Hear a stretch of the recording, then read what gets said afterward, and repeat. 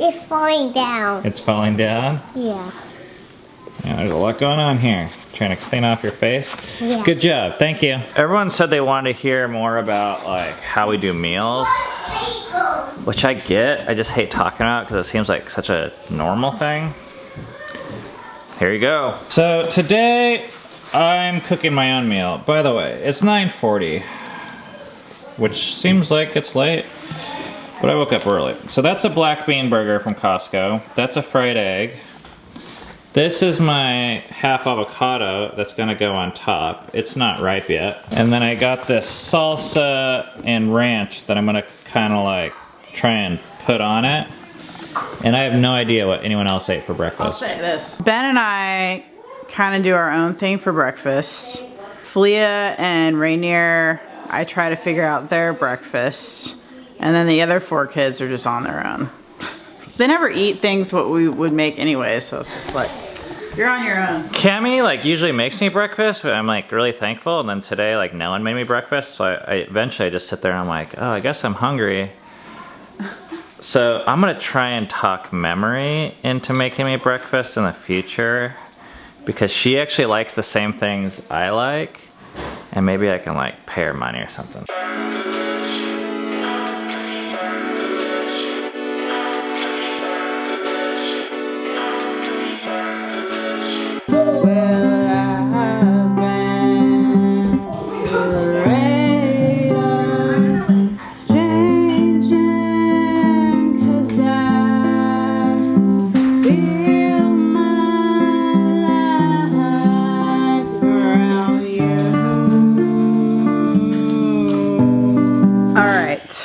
We are on take 2 of driving lessons with Eden. I forgot to tell you guys that that first driving lesson was actually her first driving lesson. Ben saw it on the vlog that I took Eden, I had her drive just in the streets of Bellevue where we live, instead of taking her to a parking lot. For the first time. For the first time. And he thought I was crazy. And I just figured, oh, she'll be fine, trial by fire. I'll make sure, I can always grab the wheel if I feel like she's gonna run into anything. But then she didn't. It's not the wheel, it's the brake pedal you need. She did fine, but I kind of agree with him. So now I'm gonna take her to a parking lot. You ready? Okay, we're at this parking lot. Go ahead and put it in. All right, put that into drive. And then just, it's okay, you can just slowly kind of go around this parking lot. There's a cat getting some lunch. So I just want you to get used to the accelerator and the gas pedal and the brake. Slowly lift your foot off the brake pedal and turn this wheel right, and then you'll see what the car does. You kind of get used to how that kind of maneuvers itself. All right, we're ready to come out of the parking lot, and we're gonna drive to the grocery store, which is just down the street from our house. Okay, sharp turn. Okay, not that. Okay, now correct your wheel. Okay, push the gas pedal a little more. There you go.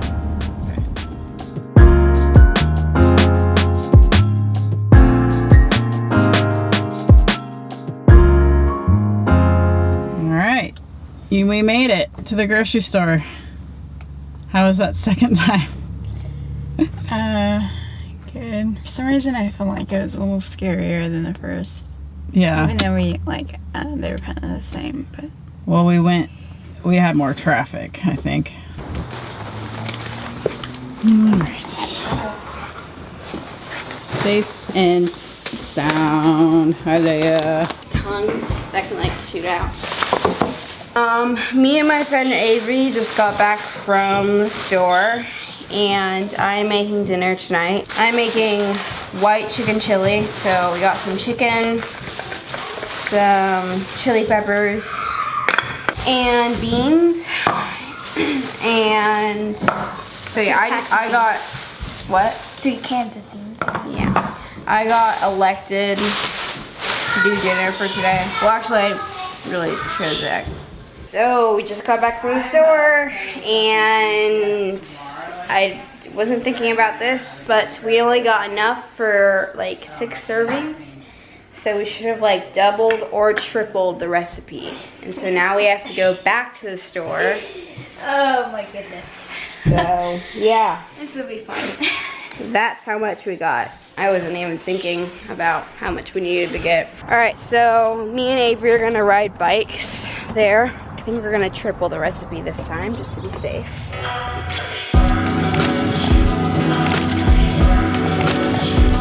All right now we're getting beans. Where are they? I think we need to get 6. My mom told us to get something special for the little kids because, yeah, there's just a lot of little kids and it's really rowdy in our house, and so we don't really know what she wants to get. We were thinking about like getting candy, but we didn't know what she wanted, and we decided on goldfish. So this. We have a lot of stuff, and we're biking, so I'm hoping we can This will carry all be this. fun because it weighs a lot. All right, let's go.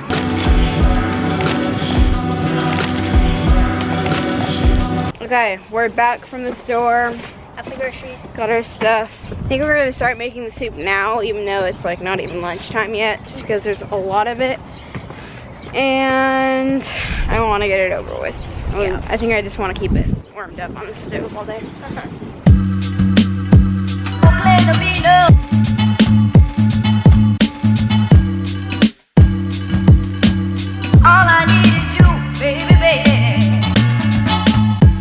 We're about ready to sit down for dinner.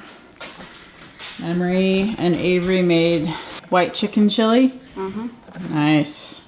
And then for dessert, Dove made this brownie thing.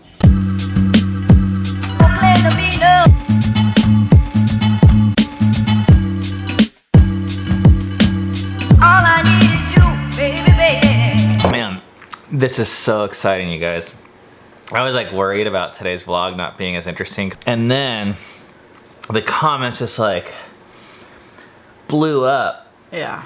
Which I figured they would with this topic. I haven't had time to think about it, but it's so exciting.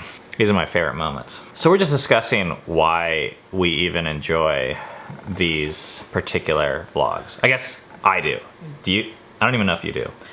I get a little bit of satisfaction out of it, but I don't get super pumped for it, I think, like you do.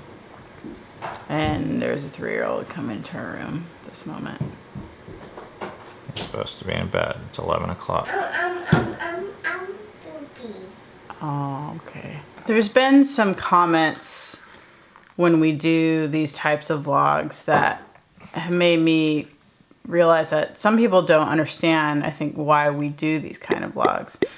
They think we're just giving a lot of attention to negative comments, or we're just kind of insecure. But that's not why we do these vlogs. I think one of the reasons is to show how we process this stuff, which I think could be valuable for some people to see that. And if it's not, like, you can click and join us the next time, but the rest of this vlog is gonna be like talking through a lot of examples of what I think are really cool conversations, my favorite conversations. Brittany says, I think every couple just needs to understand that they're both not gonna be 100% on board all the time, and that's perfectly normal and okay. To expect your partner to be in the mood every time you feel like it, or vice versa, isn't super fair. A person needs to feel comfortable to say no when they want to without fear of repercussions, silent treatment, fights, whatever that might be, or else the sex is coercive and that's not sexy. Brittany, I totally agree with this, and this was really challenging for me the first 10 years of marriage, emotionally. Like, I was super immature. I think where we struggle a bit now, and this is the reason why this vlog was really important, was we've learned that sometimes it's hard to know the difference between repercussions and just someone's actual coping. And repercussions, like silent treatment, I mean, even that phrase, it implies that I'm like proactively trying to teach Cammie a lesson or get revenge. Or even subconsciously doing it. Yeah. And I've definitely done that before, like a lot. What we went through in this most recent kind of like separation was not that. And I've like been really conscious, and this is something I've talked to my therapist about, and we've been really open about, because I really want to know, am I doing this just to like, you know, teach you a lesson? Or is there something else that's actually legitimate, that's real pain for me? And that was something I was never really wanting to consider before, and I didn't even know existed. So I kind of illegitimatized my thing by saying, oh, you're being a baby, you're just trying to get revenge or teach her a lesson or be manipulative. And I was like, no, we have different ways of expressing pain. I mean, this gets into other comments, but guys and girls both have pain. In our culture, it's cool for women to cry, but guys, I think there's stigma around them processing emotions, and we're just taught we don't even have emotions. Your instincts are correct. Sounds like Ben wants to maintain control. Seek the advice from a female therapist. Exclamation point, exclamation point, exclamation point. I don't know what instincts they're talking about. That's weird, because I mean, like, I edited this video, so I watched like every word you said. Yeah. You never said that. That Ben wants to maintain control. Yeah. I know. So I think some people like read into it what they want to read into it. Drives me No, it sounds like you're totally right. batshit Like crazy, but I get it. People do that. I do that. Now, ironically, I actually agree with this because I do want to maintain control over myself. Yeah, what drives me crazy, and this is getting into other comments, I know, but the control thing, how I see it is every person alive wants control. And I don't even think that that's like a bad thing. Well, where but I think you experience it more overtly, so some people get more offended by you. Well, where I think it crosses a line, and I've done this, is when I try and control you and get you to do something. I think what we've learned, like proper boundaries, is learning, and this is what we're teaching our children, that they get to decide, or we want them to be able to decide, they're in control of their life. Like they get to decide if someone hits them or touches them or hugs them, you know, even what they eat or what they decide. Mm-hmm. So yeah, I want control. I want to be able to decide if I want to be able to talk to her, or I want to be able to take like 12 hours off and be like, you know what, I can't talk right now. Like it's really painful and I need some time off. I wish I was like invincible. I mean, that sounds nice, but I've learned that if I ignore the pain, and it doesn't happen very often, but if I ignore it, or if anyone ignores their feelings, it just ends up being a bigger issue later on. Oh, definitely. I don't think that's what she's saying though. I think she's accusing me. I don't know what she's saying, because I think she's just like using it as if it's just like a bad word. I guess it's a she. And then the female therapist thing, it's like, okay, I get it. Yeah, females probably understand me. Maybe some of them.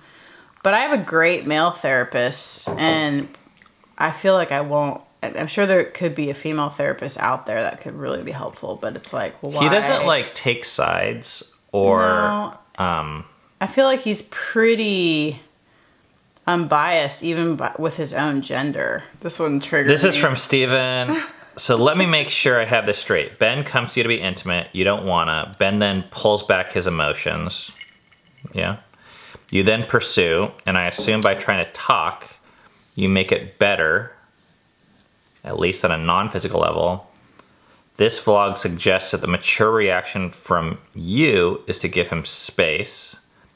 If I'm requesting space, which I actually wasn't, I guess. When exactly does Ben do the mature thing and not act like a douche when he doesn't get laid? I say this as a person who's been married for nearly 22 years, and for a good chunk of it, I was the Ben. Physical love isn't a payment for marriage. Additionally, you said that you have sex as a reset. No. I don't get this. Okay, so I guess I do want to focus on this whole line. When exactly does Ben do the mature thing and not act like a douche when he doesn't get laid? I actually really enjoy this comment because I think this highlights so much of what we want to share on our vlog right now. And in fact, I don't usually do this, but let's plug our podcast, because our latest podcast episode, which we'll try and link below if someone can, that'd be great, talks about our changing belief structure and believing that we used to think we know what was good for everyone else or other people or our kids. And this is the tone that I'm getting here, is this person's just like, it sounds a little condescending. Like, I mean, even if you're right, like, I'm not saying I'm not a douche or like I'm immature. Of course, compared to what I want to be in 5 years, I want to be more loving and more mature. But this like tone kind of makes it sound as if you know what's best for me. And it's really condescending, like the whole like you're a douche or immature. When we talk to other people this way, it doesn't work. If you just say like grow up, okay, that doesn't make me like want to grow up. I don't want to be like you. Like you sound kind of like a judgmental asshole. That's how I identify myself. And I was judgmental against other people. I was judgmental against my past self or people that were less mature than me. And I don't know, like one of my hopes for this vlog is that people of all maturity levels can just feel like okay with where they're at. And even as we look back at our past selves, like when I was more immature and more douchey, that I can just accept myself for what I was then. And I do hope to mature and get better. But yeah, this doesn't really work. I don't really like this this judgment. And like I said, the sad thing about it is my guess is if you're talking this way towards me, a stranger on the internet, you probably talk this way and think this way about people around you and even yourself. It makes me sad because I don't think it helps, and I don't think it's actually necessary. I like the first line. So let me make sure I have this straight, which basically he's saying, I have this straight. Well, the other thing that this doesn't even address is like, Cami made a whole vlog about this, and she like didn't really even talk about me. I mean, she told this story about what I did. Yeah. But she talked about herself.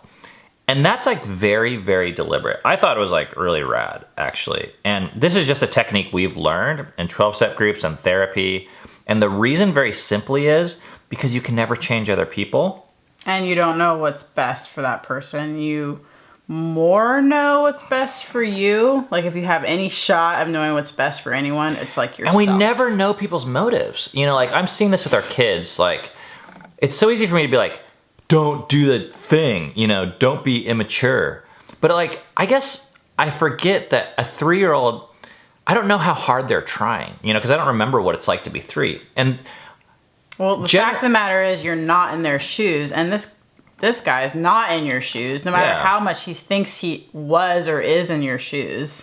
He's not. Well, and we've learned with each other not to even try and get in each other's shoes in a way. I mean, unless it's for empathy. Like what I loved about you sharing was that you just shared your part, and the way that him and a few other people took it is like, well, Ben's an asshole, which sounds really strong and powerful at first, but I think it's really disempowering to you because because then your only hope is for me to stop being an asshole. I'm a sad puppy. That's what I am. I think a lot of people, I think maybe this is happening with this person, see something in someone else like you that they don't like in themselves, and then they just blast you. I think that's a very common thing for people to do. I think maybe we should say, we know I'm controlling. Okay, so if you're like on the comments and you're like, mic drop, I'm gonna shed some light on this situation and really just call a spade here. Really? And like really be some like fight for each other social justice warrior. Yeah. Like, okay, like Cami, do you know that your husband's controlling you? Your like insight is not blowing us away. I mean, this is something like naturally as a personality type I've dealt with like my entire life in terms of like external control.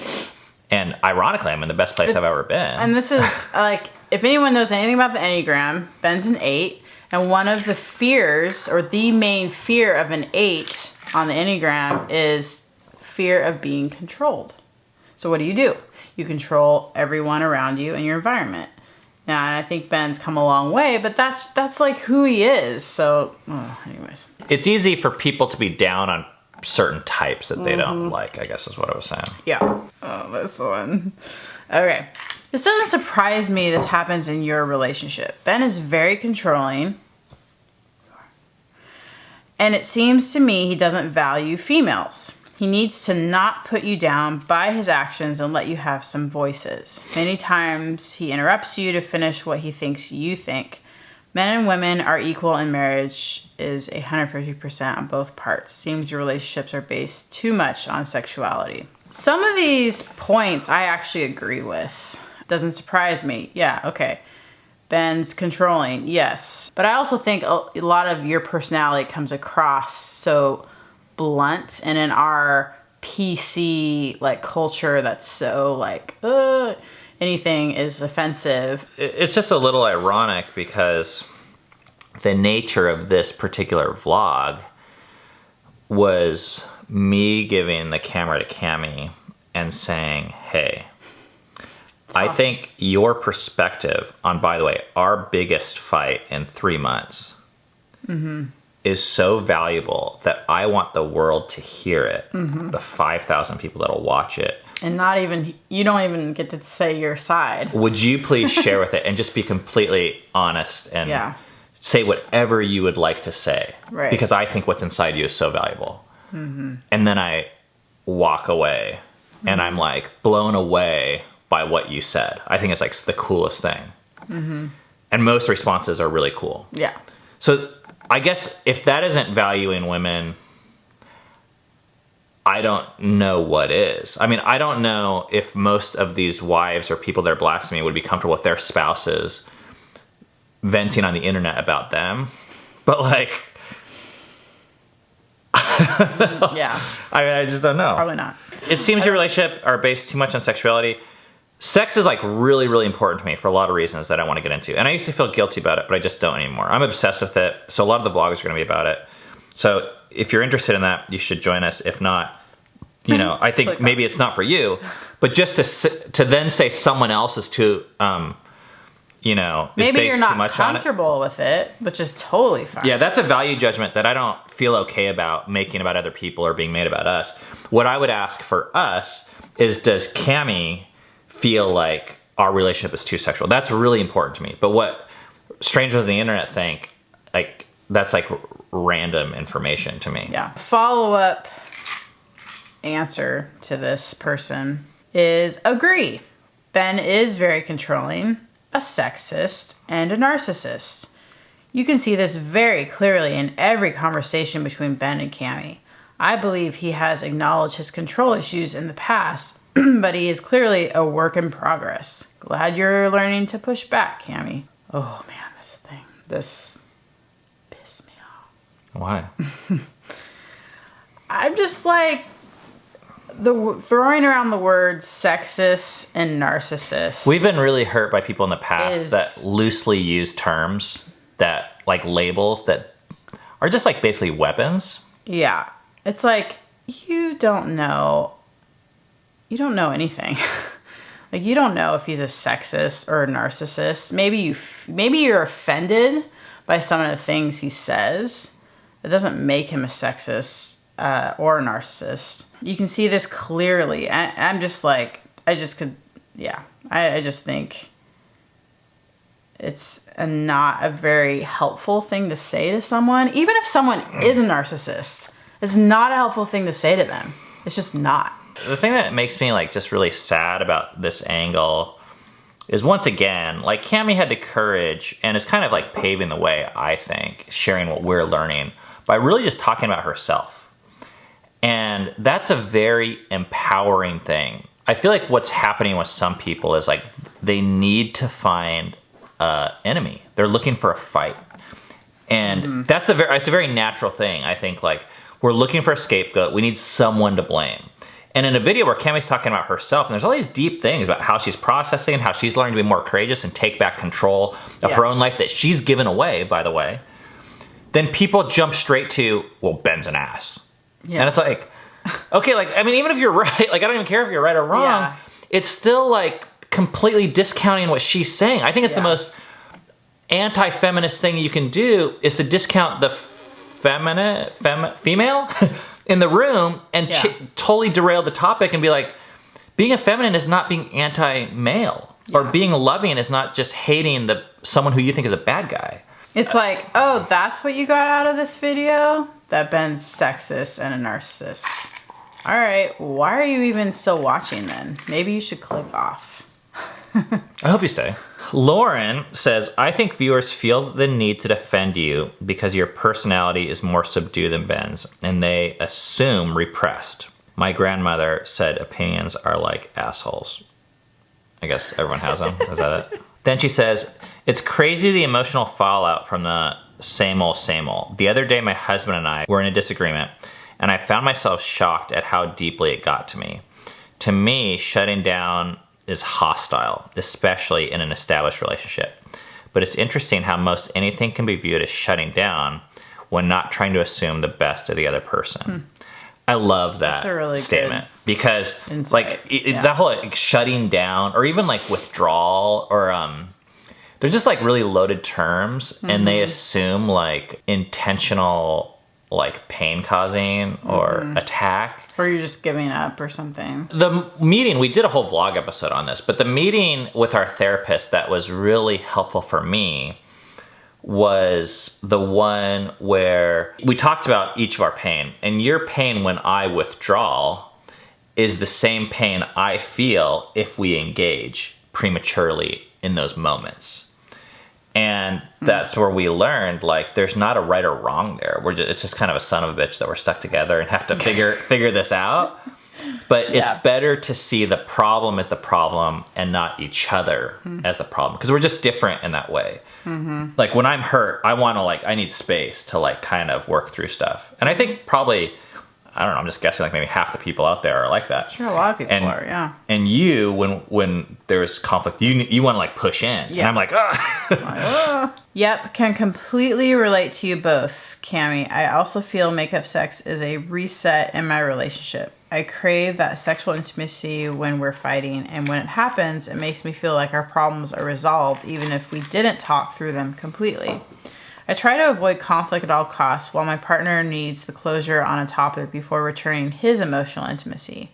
I'm learning how to better manage and resolve conflict. My man is learning to be more patient and kind with me. Thanks for posting and being vulnerable. Anybody is worth it if you are willing to work on it. Cheers to you both, and here's to many more years of learning and growing together. That's cool. Yeah, that's super positive, nice comment. We actually got a lot of these types of comments. Alexandra says, hey guys, Cammie, it is always a pleasure for me to hear you speak. I used to have, and I guess I still have a similar thing, but with my mom. It feels like her attitude to me oftentimes defines me as a person, whether I'm good or bad, roughly speaking. And every time she withdraws emotionally, whether it's something I said or did or didn't, I just instantly feel uncomfortable and kind of scared of being left on my own. I think the thing here is depending on the other person too much. And there's room to work on personal boundaries. I just try to let my mom, for example, just be herself and feel whatever emotions she needs to.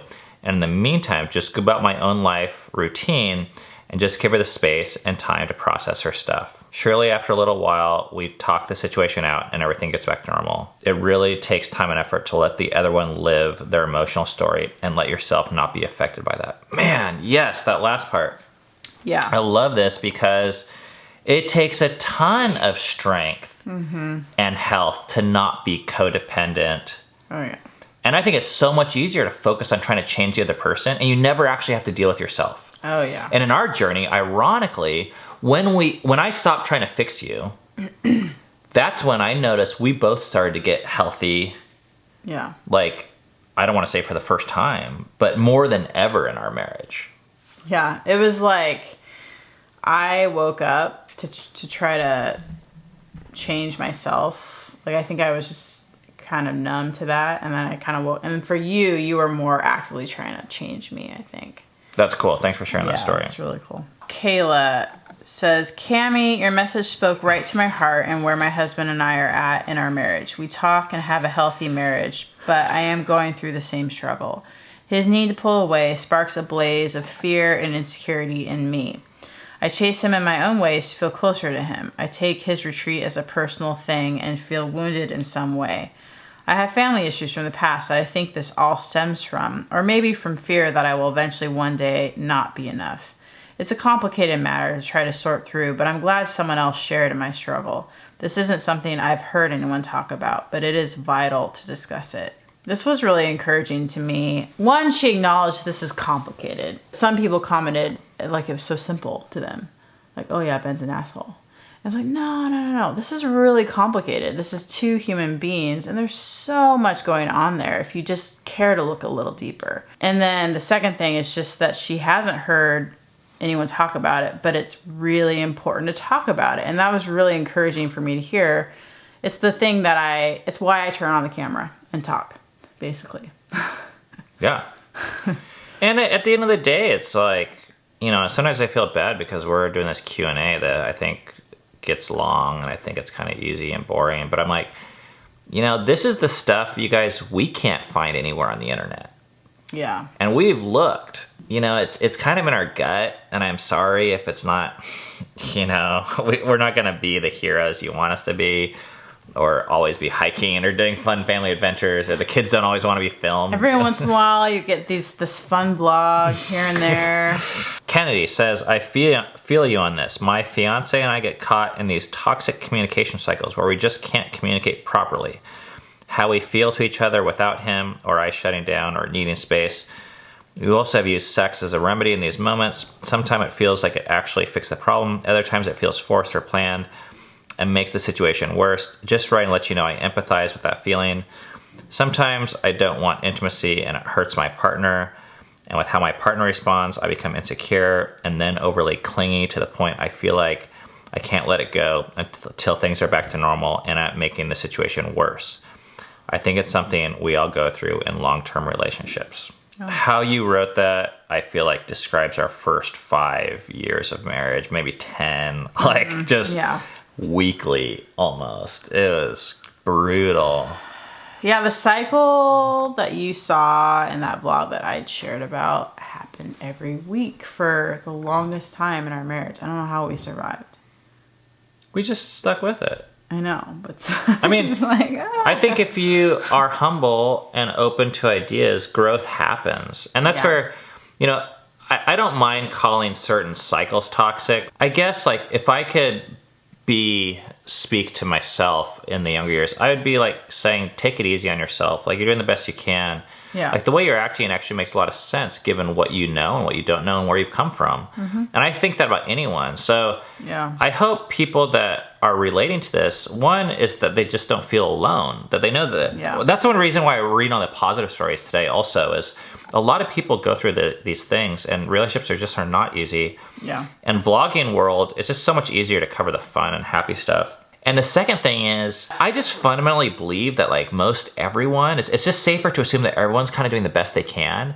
And I think this about you. I mean, I don't even know you, but I just assume that.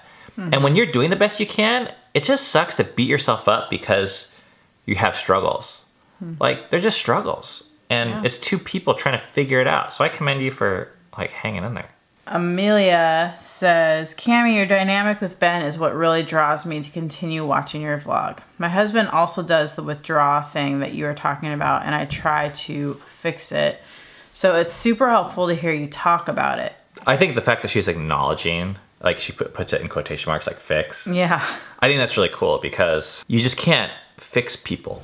No, it doesn't work. And that's what I felt like with the earlier comments. I feel like they're people that fundamentally they believe that you can just fix people.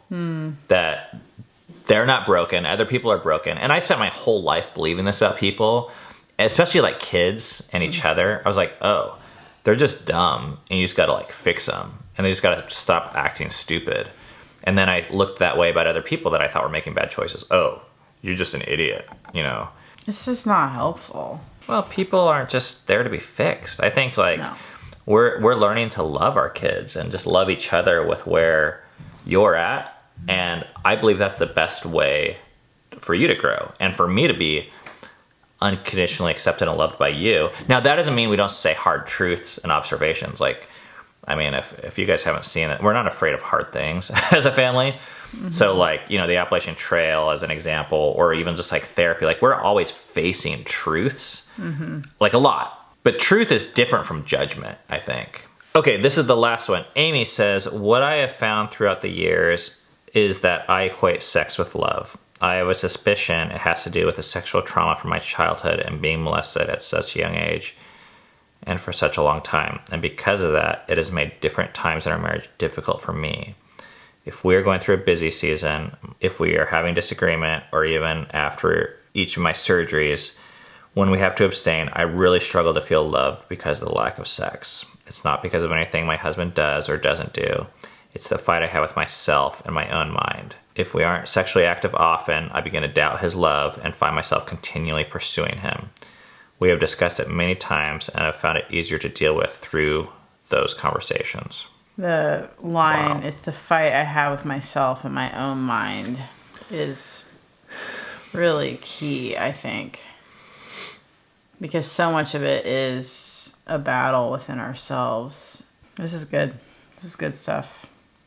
Yeah, that's really cool. Thanks for sharing that. I hope you guys are checking out the comment section. Yeah. And, use the thumbs up and thumbs down, not to shame people, but just to like make the conversation as valuable as possible. I'd love to see the comments continue to be valuable. And I think there's a lot in this video of people sharing stories. Yeah, it's just encouraging to me that I was vulnerable talking about myself and talking about what I struggle with. And that brought a lot of other people to be able to talk about their own vulnerabilities, which I think is really beautiful and doesn't happen very often. So it makes me excited, because I think that just helps people to talk about that stuff. And it makes me feel like that was worth it to be that vulnerable. I think so. Yeah. Hey. Okay. See you guys tomorrow.